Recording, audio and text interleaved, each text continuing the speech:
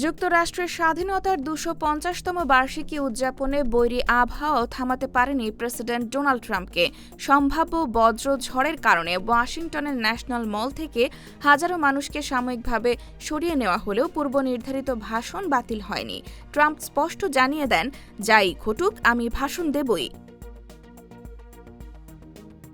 অনুষ্ঠানে ছিল সামরিক বিমান মহড়া, রাজনৈতিক সমাবেশ এবং প্রায় ৪০ মিনিটের বর্ণাঢ্য আতশবাজির আয়োজন। প্রচণ্ড গরম ও প্রতিকূল আবহাওয়ার মধ্যেও হাজারো সমর্থকের উপস্থিতি ছিল চোখে পড়ার মতো।